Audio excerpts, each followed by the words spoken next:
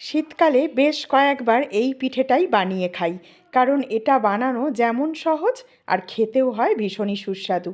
এখানে আমি 250 গ্রাম বিউলির ডাল 3-4 ঘন্টা ভিজিয়ে রেখেছিলাম। ভালো করে ধুয়ে পরিষ্কার করে একটা মিক্সির জারের মধ্যে নিয়ে 2 টেবিল চামচ জল দিয়ে মিহি করে বেটে নিলাম। ডালটা কিন্তু খুব মিহি করে বাটতে হবে। আর হাফ ক্রাশ করা মৌরি দিয়ে দিলাম 1 চামচ, আর দিয়ে দিলাম 1 চামচ নুন। দিয়ে ডালটাকে খুব ভালো করে ফেটিয়ে নিতে হবে। এবার ফেটানো ঠিক মতন হয়েছে বুঝবেন কি করে? একটা বাটির মধ্যে জল নিয়ে কিছুটা করে ব্যাটার এইভাবে ফেলে দিন। দেখুন ভেসে উঠবে, তাহলেই বুঝতে হবে একদম পারফেক্টভাবে ফেটানো হয়ে গেছে। এদিকে আমি 1.5 লিটার জল দিয়েছি, আর তার সঙ্গে দিয়েছি 250 গ্রাম পাটালি আর 300 গ্রাম নলেন গুড় দিয়ে রসটাকে একটু বেশি করেই তৈরি করে নিলাম। এদিকে কড়ায় তেল দিয়ে বড়াগুলোকে দিয়ে হালকা লাল করে ভেজে নেবো। খুব বেশি ভাজবার দরকার নেই। আর বড়াগুলো ভেজে তুলে নিয়েই সঙ্গে সঙ্গে গরম রসের মধ্যেই গরম বড়াগুলোকেই দিয়ে দিন।